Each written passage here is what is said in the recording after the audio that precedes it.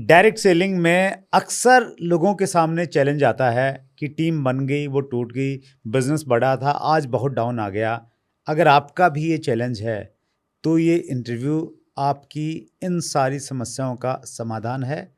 25 साल के अनुभवी legend of direct selling Mukesh ji Kothari आपको इस समस्या से निजात दिलाएंगे, बशर्ते कि आप लास्ट तक बने रहें। जो लोग टिक नहीं पाते हैं एक कंपनी के साथ में, आपको क्या लगता है क्या वजह उनकी रहती है? दाऊद इब्राहिम की बात करेंगे तो पैसा तो है ना उसके पास, लेकिन वो अपनी बेटे बच्चों की शादी में नहीं जा सकता, तो ऐसे पैसे का करेंगे क्या? और ऐसे लोग आपके पास में भी आए होंगे, बोला होगा कि नहीं सर आप हमारे साथ में आ जाओ, ये अच्छी कंपनी, ये अच्छा प्लान है। तो मैं अक्सर लोगों से कहता हूँ उस डायरेक्ट सेलिंग कंपनी को कभी मत करना जिस डायरेक्ट सेलिंग कंपनी का मालिक पहले किसी डायरेक्ट सेलिंग का डिस्ट्रीब्यूटर है। सर आपका जो नेटवर्क है, आपकी जो टीम है सर, पूरे इंडिया में है?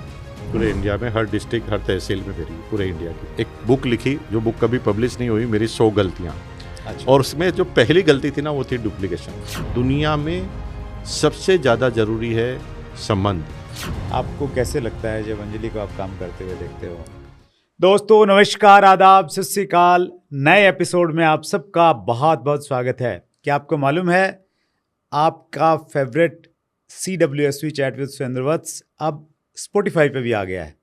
सारे के सारे एपिसोड स्पॉटिफाई पे अवेलेबल हैं।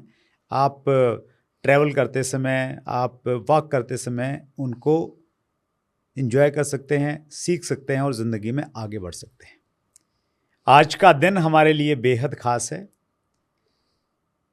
मैं उन साथियों को बताना चाहता हूं जो इस चैनल के बारे में बहुत ज़्यादा नहीं जानते हैं। हमने 1 जनवरी 2019 को चैनल की शुरुआत की थी और हमारा तीसरा एपिसोड अगर आपने देखा है तो आपको मालूम होगा कि हमारे मेहमान थे डायरेक्ट सेलिंग इंडस्ट्री के अमिताभ बच्चन कहे जाने वाली पर्सनैलिटी श्री मुकेश जी कोठारी। मैं उनसे व्यक्तिगत रूप से बहुत प्रभावित हूँ और बहुत सारे लोग उनकी वाक कला से प्रभावित हैं, उनकी लीडरशिप से प्रभावित हैं। तो आइए हम सब लोग मिलके बहुत उत्साह के साथ में स्वागत करते हैं legend of direct selling Shri Mukesh Kothari. Sir बहुत बहुत स्वागत है। बहुत बहुत धन्यवाद सर, बहुत बहुत धन्यवाद आपका। पहले तो आप ये बताओ सर, इतने दिन बाद आए हो, मतलब 2019 से 2025, मतलब 6 साल, ऐसी क्या नाराज़गी सर? नाराज़गी नहीं, मेरे हिसाब से आपका और मेरा प्रेम ही ज़्यादा इसलिए बढ़ रहा है कि हम थोड़ा लेट हैं। तभी बार बार हम याद करते हैं एक दूसरे को। जब पति पत्नी दूर जाते हैं तभी तो ज़्यादा याद आती है। उसी तरह जब 2 दोस्त भी दूर जाते हैं तो बार बार ऐसा लगता है कि मेरे साथ वो आए। और मैं फुल एक्साइटेड हूँ कि आपके इस इंटरव्यू में आने से पहले भी बहुत एक्साइटेड था कि मैं कब जाने का मौका मिले। और कई बार अपने बात भी हुई, लेकिन आज फाइनली हम साथ यात्रा करने वाले हैं हांगकांग की, और इसके बेटे ने अपना काम भी हो रहा है। बहुत अच्छा लग रहा है मुझे। बहुत बहुत धन्यवाद आपका। Thank you so much sir. ये जो थोड़ी दूरी बनाने वाली बात है ना सर, ये अपने आप में एक बहुत बड़ा विज्ञान है और इसका बहुत बड़ा इफेक्ट है। अभी मौजूदा समय में इस पर बहुत सारी किताबें आई हैं और वो किताबें ये कह रही हैं कि आप जिस व्यक्ति के साथ में बहुत क्लोज हैं, अगर आप बिल्कुल हमेशा उसके साथ में रहते हैं तो फिर संभावनाएं हैं कि कुछ ना कुछ चिड़चिड़ापन पैदा हो, कुछ ना कुछ इस प्रकार की चीज़ें आएँ कि आप साथ में तो रह रहे हैं लेकिन संबंधों में वो जो गर्माहट होती है वो कम हो जाए। राइट। और उसका एक तरीका है कि आप थोड़ा सा कुछ समय के लिए थोड़ी दूरी बनाएं, कुछ टाइम के लिए दूर चले जाएं। तो उस प्रकार का एक कॉन्सेप्ट है और इस कॉन्सेप्ट से आपने शुरुआत की, मतलब आप इसलिए नहीं आ रहे थे कि थोड़ा प्यार प्रेम ज़्यादा बढ़ जाए, घर में बनी रहे। सही बात है। चलिए, बहुत बढ़िया सर, बहुत बहुत धन्यवाद। आप 25 साल से इंडस्ट्री में हैं और 25 साल से एक ही कंपनी के साथ में जुड़े हुए हैं। हम जब किसी गेस्ट को बुलाते हैं सर तो हमारा ये प्रयास रहता है कि हम किसी ऐसे व्यक्ति को बुलाएं जो थोड़ा सा एक कंपनी के साथ में लंबे समय तक एसोसिएटेड है। और बहुत बार हमारे साथ में हुआ कि हमने पहले तो ठीक ठाक देखा और हमारे यहाँ इंटरव्यू आते ही वो दूसरी कंपनी में चला जाता है। और लोग फिर हमारे ऊपर प्रश्न पूछते हैं कि सर आप ऐसे ऐसे लोगों को बुलाते हैं, उस कंपनी में चले गए, उस कंपनी में चले गए। तो आप 25 साल से एक ही कंपनी के साथ में टिके हुए हैं। पहला प्रश्न तो ये कि ऐसी क्या वजह है कि आप एक कंपनी के साथ में टिके हुए हैं, और दूसरा प्रश्न ये कि जो लोग टिक नहीं पाते हैं एक कंपनी के साथ में, आपको क्या लगता है क्या वजह उनकी रहती होगी? सबसे पहले मैं बता दूं कि डायरेक्ट सेलिंग को मैंने कभी आज के 25 साल पहले उसका नाम भी नहीं सुना था। जब मैं पहली बार डायरेक्ट सेलिंग में आया था तो मेरे जो स्पॉन्सर है जब मुझे डायरेक्ट सेलिंग में लेकर आए थे तो मेरे लिए एक यूनिक कंसेप्ट था ये। मैंने कभी ऐसा सुना नहीं था कि इस तरह से एक आदमी बिना पूंजी के, बिना किसी टाइम को फिक्स किए हुए, बिना किसी दुकान के, बिना किसी रिस्क के कोई कारोबार कर सकता है। तो मैं पहली बार में इतना प्रभावित हुआ कि मैंने सिस्टम में आया और मैंने काम करना चालू किया। और क्योंकि कहते हैं ना, भक्ति में शक्ति है। जब हम डिवोटी होते हैं तो उसका फल आपको मिलता ही मिलता है। तो मुझे आज भी बस साहब ये मुझे पता ही नहीं है कि डायरेक्ट सेलिंग में कितने तरह के प्लान होते हैं। लोग बाग आकर मुझे बताते हैं कि ये बाइनरी प्लान है, ये रिफाइनरी प्लान है। मुझे कुछ पता नहीं, मुझे मेरी कंपनी का प्लान पता है। और ये तब होता है जब हम डिवोटी होते हैं। दुनिया में राम भगवान अच्छे हैं कि शिव भगवान अच्छे हैं या शंकर भगवान अच्छे हैं, 90% लोगों की सोच इन्हीं में घूमती रहती है कि अच्छा कौन है। अच्छा वो है जिसमें आप डिवोटी हैं। और जब आपका मन किसी में लग गया तो वहाँ अच्छा होता है। और मेरा ऐसा ही मानना है कि मैंने पहला और लास्ट यही चालू किया था अपना कारोबार, और इसी की वजह से मेरी सफलता निर्धारित करती है। और कोई आदमी टिकता नहीं है तो उसके पीछे उसका लक्ष्य ही अलग तरह का होता है। जब कोई आदमी डायरेक्ट सेलिंग में केवल पैसों के लिए आता है तो उसके साथ ऐसा होता है। और पैसों के लिए अगर आप काम करना चाहते हैं तो पैसों के लिए तो कई तरह के काम हैं, केवल डायरेक्ट सेलिंग ही नहीं है। आप कोई भी दुकान खोलते हैं, लोग फूल छाप झाड़ू की कंपनियां 100 करोड़ तक पहुंच गई। इसका मतलब ये है कि पैसे तो हर सिस्टम में है, हर बिजनेस में है। डायरेक्ट सेलिंग करना क्यों है? डायरेक्ट सेलिंग इसलिए करना है क्योंकि यहाँ पर पैसा तो बाई डिफ़ॉल्ट आएगा, लेकिन आपको टाइम फ्रीडम मिलेगा, सिक्योरिटी मिलेगी, इतना लोगों का सर्कल मिलेगा, जी लाइफस्टाइल आपकी अच्छी हो जाएगी। और जब आप इस एंगल से आते हैं, क्योंकि ये ज़िंदगी ना मिलेगी दोबारा। अगर आपकी एक ज़िंदगी है, एक लिमिटेड 70-80 साल आपको जीना है, और अगर आपने रिसर्च में ही टाइम ख़राब कर दिया कि 10 साल इसको कर लिया, 5 साल उसको कर लिया, 15 साल उसको कर लिया, तो आई थिंक आप अपना वेस्टेज कर रहे हैं। सभी कंपनियां अच्छी होती है, सभी अच्छा होता है, आपको डिवोटी होना पड़ता है उस सिस्टम के प्रति। और अगर आप डिवोशन में काम करते हैं तो आप 100% उस सिस्टम में कामयाब होंगे, चाहे कोई भी कंपनी में हो आप। सर, लोग तो डिवोटी रहते हैं, लेकिन दूसरे लोग उनके डिवोशन को, मतलब जैसे हम सुनते हैं ना कि एक ऋषि महात्मा बड़ी तपस्या कर रहे थे और इंद्र महाराज का सिंहासन हिलने लग गया, तो उसने मेनका को भेजा ऋषि की तपस्या भंग करने के लिए। तो लोग उनकी तपस्या भंग कर देते हैं, और ऐसे लोग आपके पास में भी आए होंगे, बोला होगा कि नहीं सर आप हमारे साथ में आ जाओ, ये अच्छी कंपनी, ये अच्छा प्लान है। आए थे आपके पास लोग, और आपने कैसे टैकल किया उनको? मुझे ऐसा लगता है कि मुझे डायरेक्ट सेलिंग का कोई प्लान बता ही नहीं पाया कभी भी कोई, क्योंकि पहले दिन से जब मैं अपनी कंपनी में आया था तो मेरा पोस्चर या मेरा स्वभाव इस तरह का था कि मैं अपने से, अपनी कंपनी के अलावा मैं किसी की बात सुनता नहीं था। और उसका नतीजा हुआ कि मेरी, यूँ समझ लो कि मेरा इस तरह का स्वभाव बन गया कि लोग मेरे पास नज़दीक आते ही नहीं थे किसी प्लान को बताने के लिए। तो मैं सही बताऊँ अस्ताब कि मैंने ज़िंदगी में कोई डायरेक्ट सेलिंग का, किसी भी कंपनी का कोई प्लान नहीं देखा सिवाय मेरी कंपनी को छोड़कर। और ये कट्टरपन था जो लोगों को लगता था कि यार उसके पास जाना खतरनाक है, वो बड़ा अड़ियल सा टेढ़ा टाइप आदमी है, उसको प्लान बताने की ज़रूरत नहीं। और मुझे किसी ने प्लान बताया भी नहीं। इंडस्ट्री में एक और प्रचलन देखने को मिलता है सर, जब कोई व्यक्ति किसी कंपनी में कामयाब हो जाता है तो कुछ लोग उसको अप्रोच करते हैं। कुछ नई कंपनियां खुलती हैं तो उनको लगता है कि यार वो आ जाएगा तो फिर कमाल हो जाएगा, उसको ऑफ़र भी देते हैं। तो क्या आपके पास भी ऐसे ऑफ़र्स कभी आए? नहीं, मेरे पास ऑफ़र नहीं आए, लेकिन लोग इनडायरेक्टली कभी कभी ऐसे बात करते थे कि ऐसा, वो कंपनी ऐसी है, वो कंपनी ऐसा है, उसमें ऐसा मिल सकता है। बेसिकली ये कंपनी क्यों चालू की गई है, पहले इस चीज़ को समझना है। पैसा कमाना, सिर्फ पैसा कमाना, या पैसों के साथ नाम सम्मान इज्जत भी रखना। पैसा सब कुछ तो होगा नहीं, पैसे तो हर चीज़ में होते हैं। जैसे अगर आप अफीम का कारोबार करेंगे तो पैसा तो है ना उसके अंदर, लेकिन उसके इज्जत नहीं है। दाऊद इब्राहिम की बात करेंगे तो पैसा तो है ना उसके पास, लेकिन वो अपने बेटे बच्चों की शादी में नहीं जा सकता। तो ऐसे पैसे का करेंगे क्या? तो 90% लोगों का ऐसा मानना होता है कि सिर्फ पैसा आ जाए और कैसे भी आ जाए। और जब हम ये सोचते हैं कि कैसे भी पैसा आ जाए तो फिर हमारी ज़िंदगी अंधकार बनने से दुनिया की ताकत रोक नहीं सकती। तो लोग मेरे पास भी आए या इनडायरेक्टली आते थे, तो बस एक ही बात दिमाग में थी कि अगर हम इस सिस्टम में हैं तो हमें नाम और इज्जत भी साथ में चाहिए। और इज्जत अगर हमारी साथ में जुड़ती है तो वो एक सिस्टम के साथ ही जुड़ सकती है। और अगर एक बार आपकी इज्जत पे ठप्पा लग गया कि यार ये 5 साल में इधर उधर चला जाएगा, तो फिर कंपनी भी आप पे भरोसा नहीं करेगी। कभी कभी कंपनी के मालिक जिस कंपनी को चालू करते हैं, तो मैं अक्सर लोगों से कहता हूँ उस डायरेक्ट सेलिंग कंपनी को कभी मत करना जिस डायरेक्ट सेलिंग कंपनी का मालिक पहले किसी डायरेक्ट सेलिंग का डिस्ट्रीब्यूटर रह चुका है। और अगर वो डिस्ट्रीब्यूटर रह चुका है तो उसके सोचने का जो ढंग है वो एसोसिएट बायर की तरह होता है। वो सोचता है कि डायरेक्ट सेलिंग में लोग बाग आएंगे पैसों के लिए, तो प्लान भी ऐसे बनाता है, प्लान भी ऐसे ही दिखाता है, और उसका फोकस कंपनी से हटकर डायरेक्ट सेलिंग में पैसों पर चला जाता है। जबकि डायरेक्ट सेलिंग सिर्फ पैसों के लिए नहीं होता, डायरेक्ट सेलिंग जीवन बनाने की एक कला है। अगर आपको सभी तरह का सर्वांगीण विकास चाहिए डायरेक्ट सेलिंग में, तो आपको डायरेक्ट सेलिंग में एक जगह डटकर काम करना पड़ेगा, तभी आपका सब तरह का विकास होगा।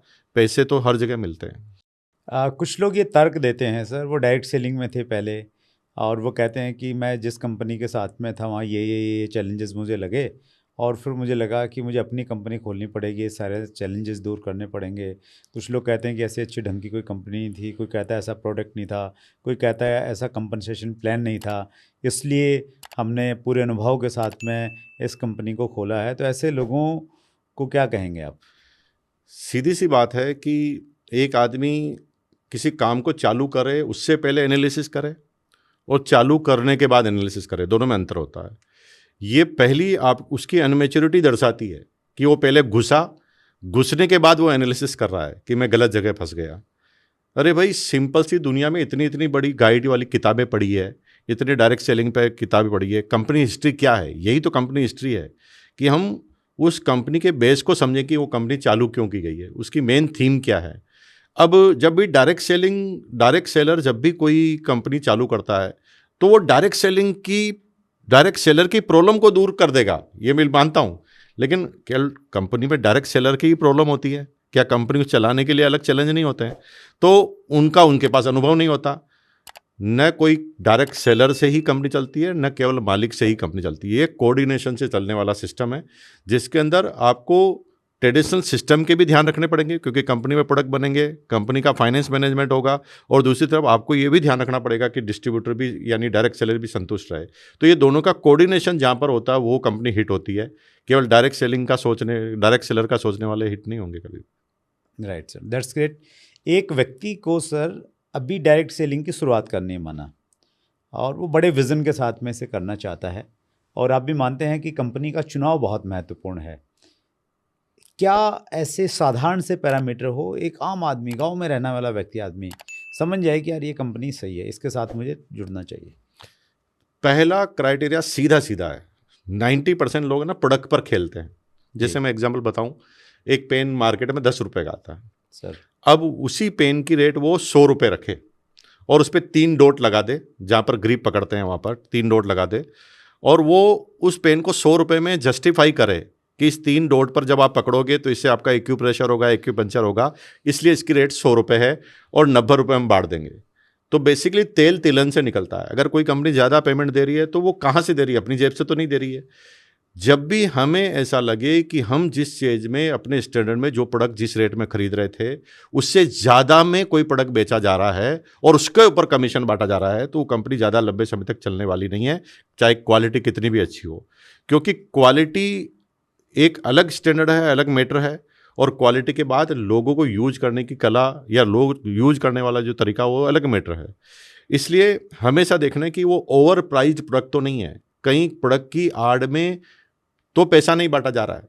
और 90% लोग गलती ये करते हैं कि ज़्यादा कमीशन आएगा उस चक्कर में ऐसे कंपनी में फंस जाते हैं जिनके प्रोडक्ट ही अनजस्टिफाई रेट के हैं, और फिर उसका जीवन अंधकारमय हो जाता है।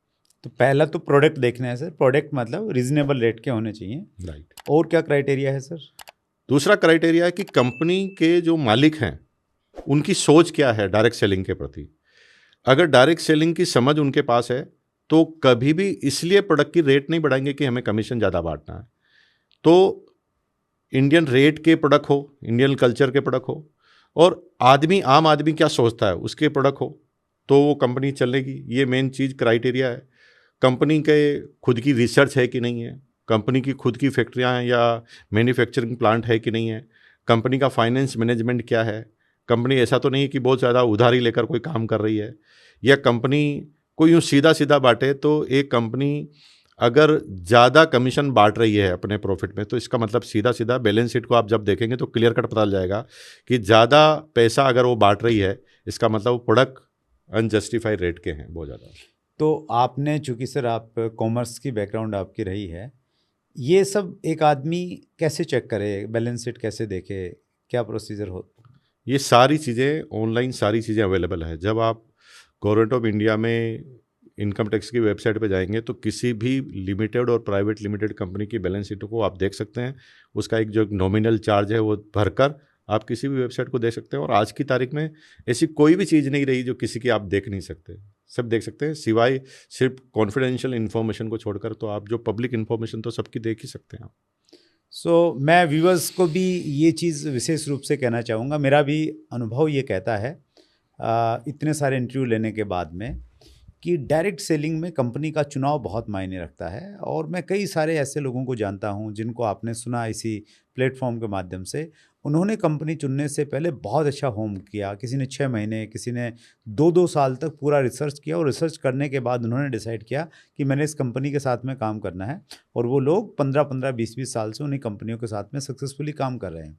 तो आप जल्दबाजी मत दिखाएं। आपका कोई दोस्त है, आपका कोई रिलेटिव है, किसी ने बोल दिया कि नहीं यार ये बहुत फास्ट इनकम देने वाली कंपनी है, इस बड़े विज़न के साथ में शुरू किया है, तो उन बातों में मत आएँ। अपना स्वयं का विवेक थोड़ा सा इस्तेमाल करें, थोड़ा सा होमवर्क करें, उनकी बातों को सुनें, प्रश्न पूछें, और उसके बाद में खुद रिसर्च करें। आजकल AI का ज़माना है और दूसरे बहुत सारे रिसोर्सेज हैं जहाँ से आप चेक कर सकते हैं। तो थोड़ा सा जांच पड़ताल अच्छे से करें। देखिए, डायरेक्ट सेलिंग पैसिव इनकम के लिए लोग करते हैं। डायरेक्ट सेलिंग जो है जनरेशन्स का बिजनेस माना जाता है, यानी आप काम करेंगे, आपके बाद में अगली पीढ़ी करेगी और उसके बाद में अगली पीढ़ी करेगी। और जहाँ पे इतना बड़ा विज़न है तो फिर थोड़ी बहुत होमवर्क तो बनता है, आप जल्दबाजी मत करें। तो यही कोठारी सर कह रहे हैं और यही बात मैं विशेष रूप से कहना चाहता हूँ। सो 2 पैरामीटर हो गए सर, प्रोडक्ट हो गया, कंपनी मैनेजमेंट हो गई, उनकी सोच और उनके फाइनेंशियल्स देख लिए। इसके अलावा और कुछ पैरामीटर्स? नहीं, मोटा मोटी तो ये 2 ही पैरामीटर्स हैं। बाकी तो सारे पैरामीटर्स में जो है कंपनी धीरे धीरे अपना बदलाव करती है और बढ़ भी जाता है। जैसे कंपनी शुरुआत में चालू हुई है तो उसके तो पैरामीटर्स कम ही होंगे ना, लेकिन अपन चाहें कि उसी कंपनी को ज्वाइन करें जो हर चीज़ में पहले परफेक्ट हो, तो इसका मतलब तो हमने अपॉर्चुनिटी खो भी दी है, क्योंकि परफेक्ट तो धीरे धीरे बनते भी हैं लोग बाग। तो हमें मोटा मोटी ये समझना चाहिए कि कंपनी के पीछे की सोच क्या है। अगर कंपनी पैसा बांट कर पैसा बनाना चाहती है तो फिर आप एक जाल में फंसने जा रहे हैं कि वो ज़्यादा पैसा बांटकर ज़्यादा पैसा कमाना चाहती है। उनका एक मकसद है कि कैसे भी उल्लू बने लोग बाग, और अगर आपको पता चल जाए तो फिर उस कंपनी की तरफ आपको देखना भी नहीं। Right sir. मेरी जानकारी के अनुसार आपका जो नेटवर्क है, आपकी जो टीम है सर, पूरे इंडिया में है? पूरे इंडिया में, हर डिस्ट्रिक्ट, हर तहसील में मेरी है, पूरे इंडिया की। मतलब हर डिस्ट्रिक्ट और इवन तहसील लेवल तक गई है? वंडरफुल। एक आदमी का सपना होगा निश्चित रूप से इतनी बड़ी टीम बनाना। कैसे बनाई? देखिए, सिंपल सी बात है, जब मैं शुरुआत में सिस्टम में आया था तो मेरे पास बहुत बड़ा सर्कल नहीं था, और 90% लोग इस गलत फहमी में होते हैं कि मैं ज़्यादा आदमी को नहीं जानता तो डायरेक्ट सेलिंग बढ़ेगी नहीं। देखिए, डायरेक्ट सेलिंग और नेटवर्क कैसे बढ़ता है उसको थोड़ा सा हम समझते हैं। सर, कोरोना जब इंडिया में आया था, उससे पहले कोई चाहता था कि कोरोना इंडिया में आए? कोई नहीं चाहता था ना। वो चाइना में चालू हुआ, इंडिया वालों ने सोचा कि हम फ्लाइट को रोक देंगे, और जब फ्लाइट को रोक देंगे तो फिर कोरोना का वायरस हमारे इंडिया में घुस नहीं पाएगा। लेकिन वो भूल गए कि नेटवर्क की पावर क्या है, क्योंकि उस समय एक आदमी अमेरिका वाला चाइना में गया हुआ था और वो अमेरिका में लेके चला गया कोरोना को। अमेरिका वाला यूरोप में गया था, यूरोप के देश में ले गया। ऑस्ट्रेलिया वाला यूरोप में आया और इंडिया वाला ऑस्ट्रेलिया गया, और वो ऑस्ट्रेलिया का यहाँ पर लेकर आ गया। The power of networking. मैं तो डायरेक्ट डायलॉग भी बोलता हूँ हर बार सेमिनार में भी, कि आप किसी को नहीं जानते तो अपने साले को बताओ, अपने जीजा को बताओ, है ना। अगर केवल 2 आदमी को बता दिया, साले और जीजा को, और उनको बोल दिया कि तुम भी तुम्हारे साले और जीजा को बताओ, और जब सारे सालों को बताएंगे तो कौन से साले बच जाएंगे? That is the power of network. मैं और आपका हम थोड़ी समझते थे, मैं तो हरियाणा में कभी आया भी नहीं था उससे पहले, लेकिन डायरेक्ट सेलिंग की पावर ही यह है कि आपकी पावर डबल हो जाती है, क्योंकि आपकी टीम में आपसे ज़्यादा दिमाग वाले आदमी, आपकी टीम में आपसे ज़्यादा पावरफुल आदमी, आपकी टीम में आपसे ज़्यादा अनुभवी आदमी काम कर सकते हैं, क्योंकि दुनिया में ज़्यादा दिमाग वाले आदमी हमेशा आपसे ऊपर रहेंगे। डायरेक्ट सेलिंग ही ऐसी चीज़ है जहाँ पर आपसे ज़्यादा दिमाग वाले आदमी को आप अपने नीचे अपॉइंट कर सकते हैं। और यही खास बात आती है कि कई लोग बहुत कम पढ़े लिखे होते हैं लेकिन डायरेक्ट सेलिंग में बहुत बड़े कामयाब जाते हैं, क्योंकि उनकी टीम में बहुत अच्छे आदमी, क्वालिफाइड लोग आ जाते हैं। क्योंकि आप देखिए, अगर आप टीचर हैं तो कलेक्टर थोड़ी आपके नीचे काम करेगा, कभी भी नहीं करेगा। लेकिन अगर आप डायरेक्ट सेलिंग में आ गए और कलेक्टर बाद में आता है तो आपके नीचे आएगा, क्योंकि डायरेक्ट सेलिंग में दुनिया की कोई कंपनी नहीं कहती कि किसके ऊपर जुड़ोगे। दुनिया की सारी कंपनियां कहती है किसके नीचे जुड़ना है, हु इज योर स्पॉन्सर। और यही इस चीज़ को सबसे खूबसूरत बनाता है डायरेक्ट सेलिंग को। That's great. तो आपने क्या किया सर? बेसिक चीज़ों पे काम किया, ऑटोमेटिकली टीम और नेटवर्क फैलता चला गया, या कुछ स्पेसिफिक रणनीति थी आपकी इसको बढ़ाने के लिए? देखो, मैं डायरेक्ट सेलिंग में आया था तब तो रणनीति की बात छोड़िए, मेरे को तो पता भी नहीं था डायरेक्ट सेलिंग होता क्या है। मुझे ये पता है कि ये लोगों का बिजनेस है। लोगों को जब हम ये बिलीव दिला देंगे कि आप इस सिस्टम में कामयाब होंगे या हो सकते हैं, तो लोग आपके साथ आएंगे।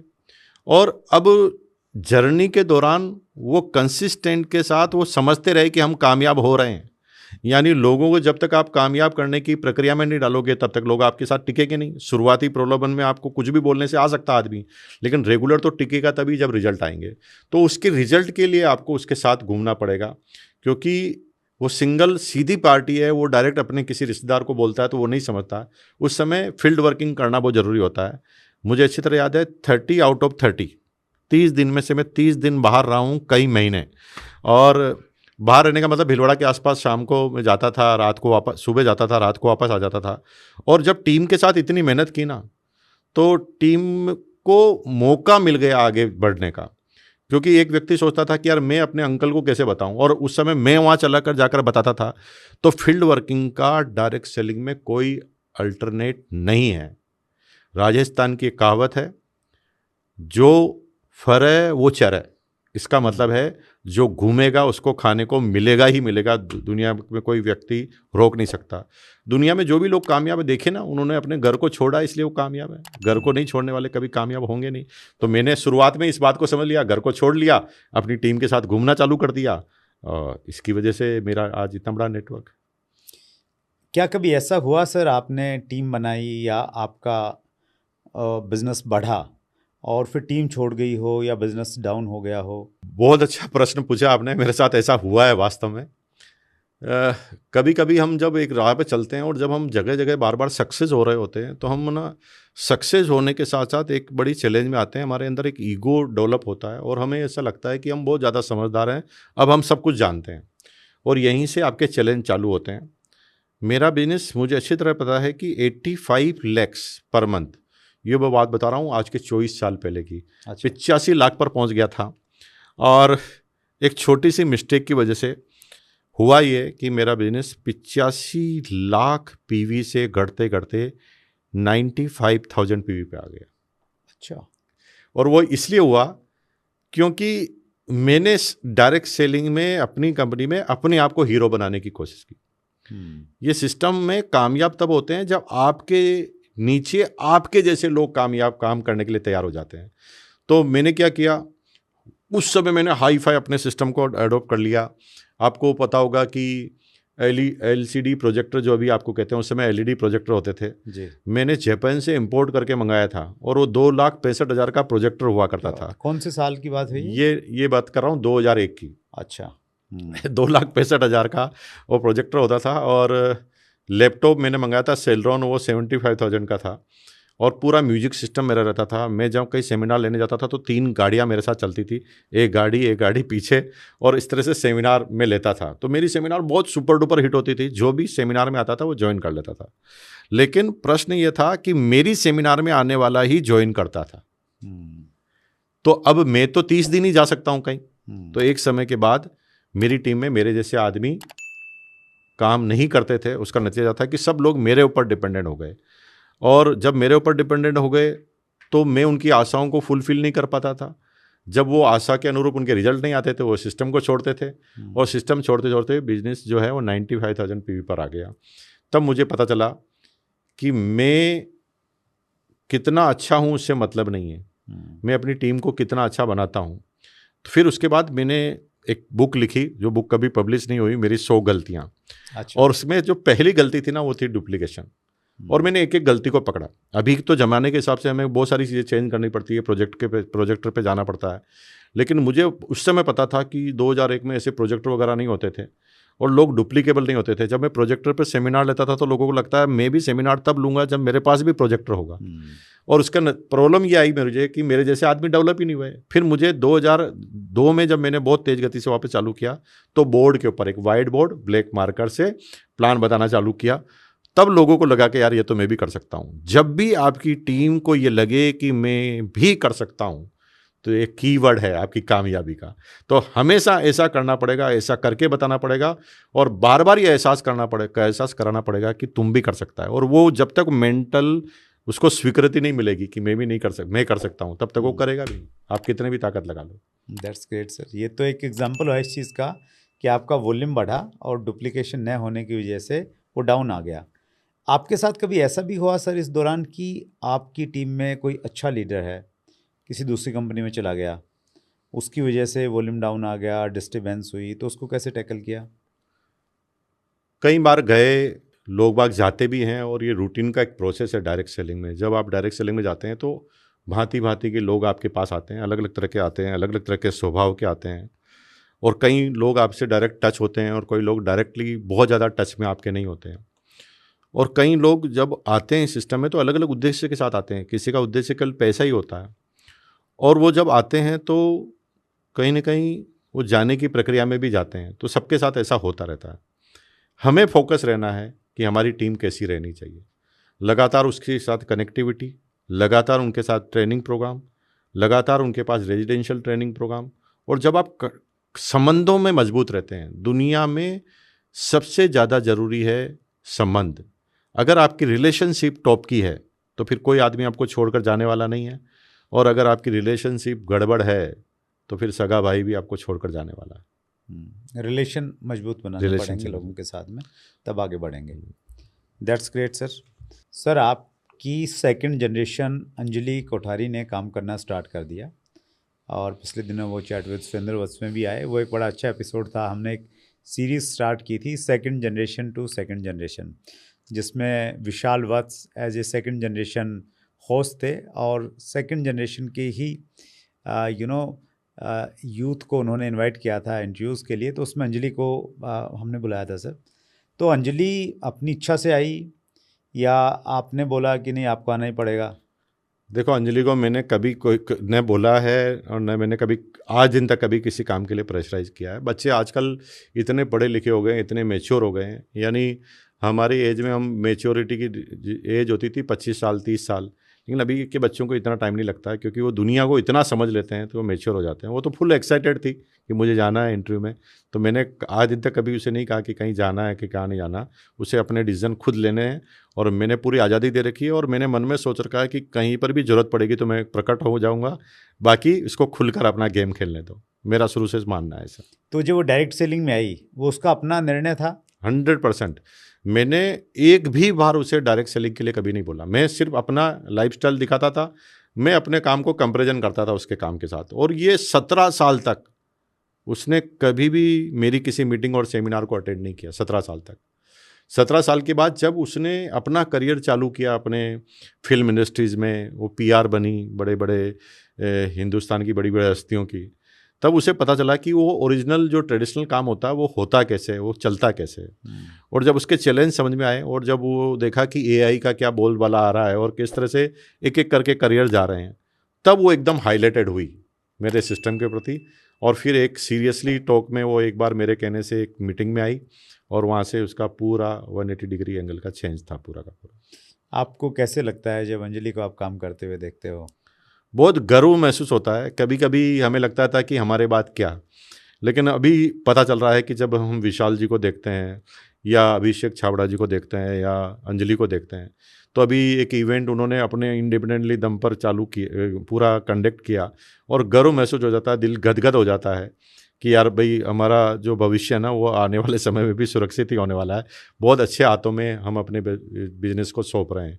तो बहुत अच्छे, बहुत फैंटास्टिक है। यानी हमारे से 4 गुना आगे हैं हमारे बच्चे। ग्रेट।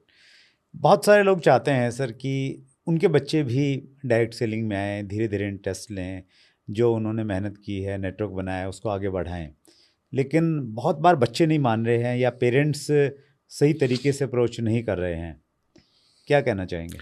पूरी दुनिया में 360 एंगल होते हैं, 360 डिग्री सर। और जब एंगल होते हैं तो हर आदमी के एंगल का जो तरीका होता है वो निर्भर करता है उसके पूरे पालन पोषण पर, उसके समाज पर, उसके आसपास के सर्कल पर।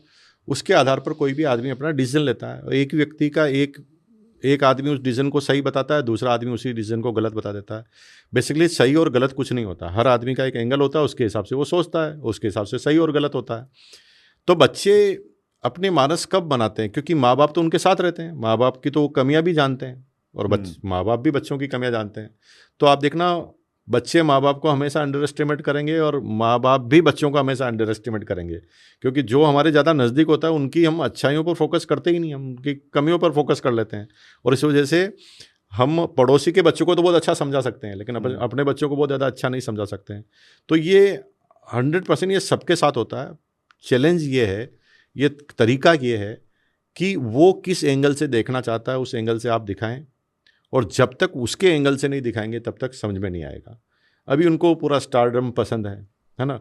अगर हम एक ऐसी इवेंट कर रहे हैं जिसमें यंग बच्चे है ही नहीं, वो किसी यंगस्टर को देख ही नहीं रहा है, या फिर कोई ऐसा काम जो उनकी जनरेशन में अभी हो रहा है वो हमारे उस पूरे प्रकल्प में है ही नहीं, तो हमारे ऊपर अट्रैक्ट नहीं होगा, क्योंकि जो जैसा होता है वो इसी को अट्रैक्ट करता है हमेशा।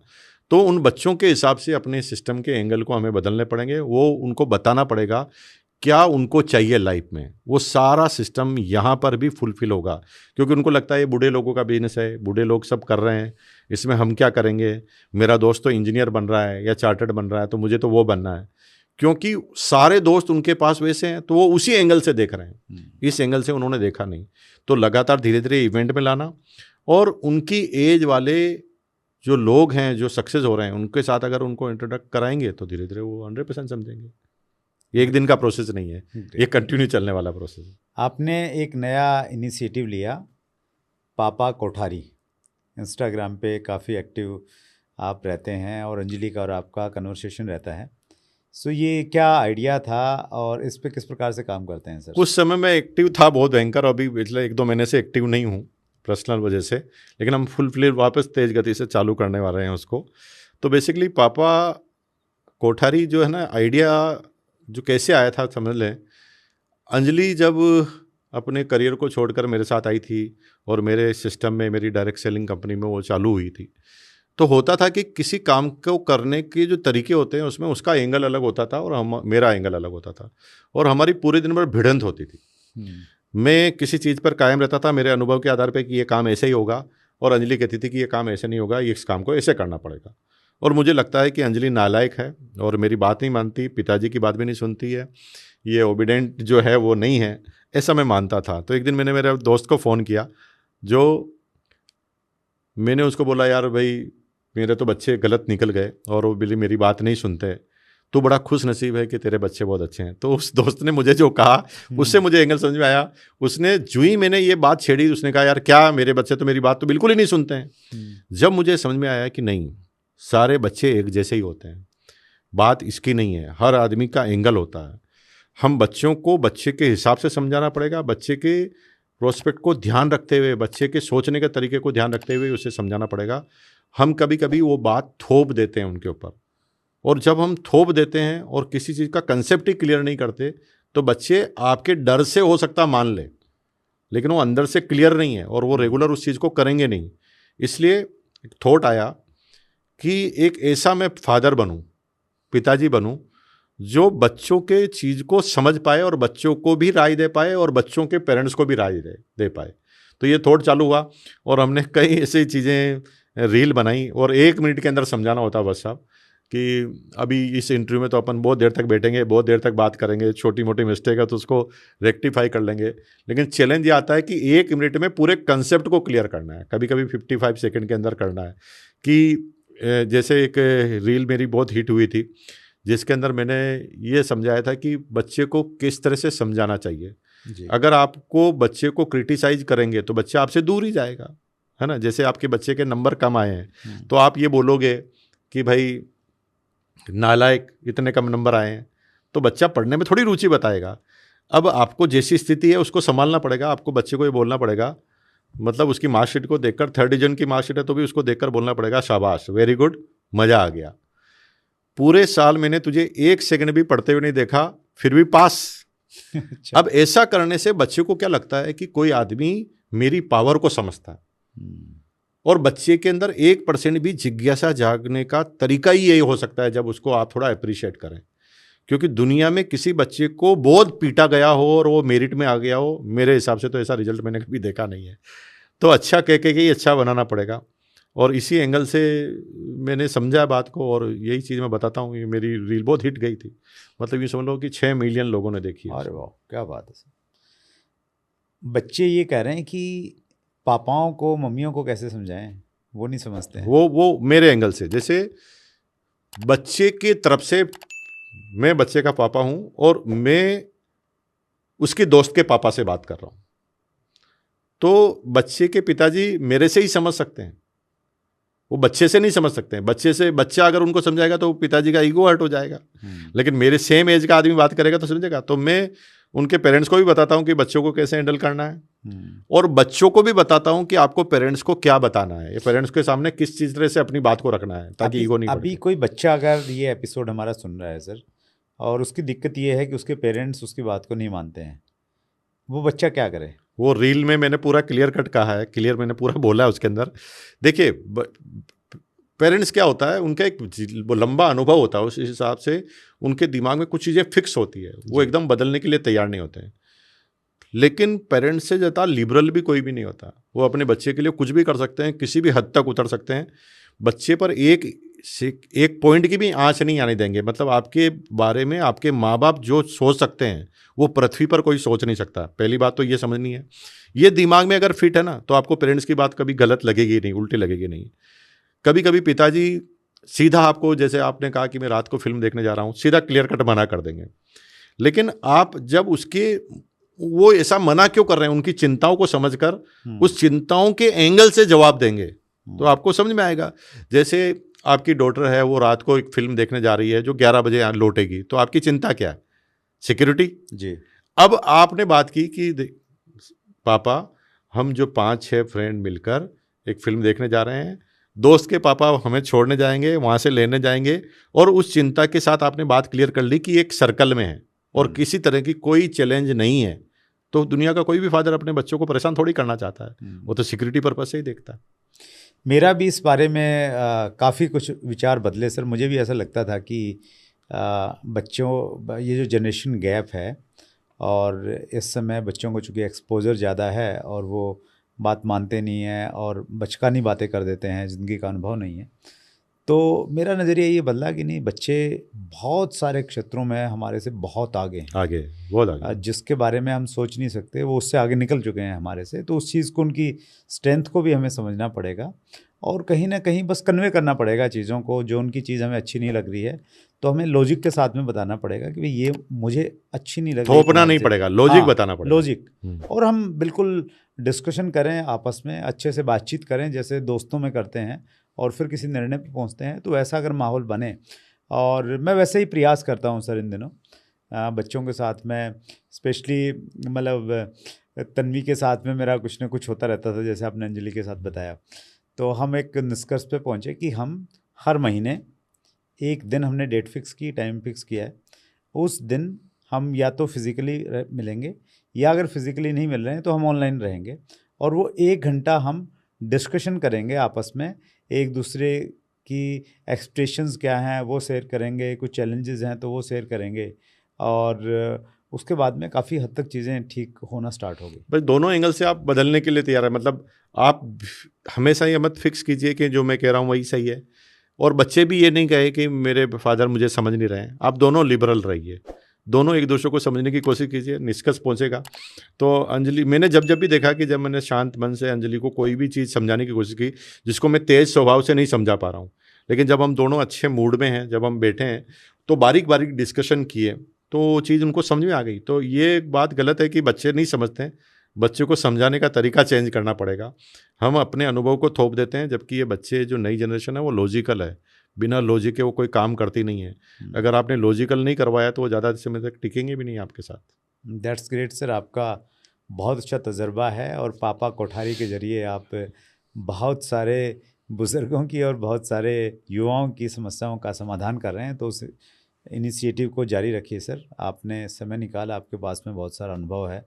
समय की लिमिटेशन है सर, आपका बाकी ज्ञान हम अगले इंटरव्यू में कवर करेंगे।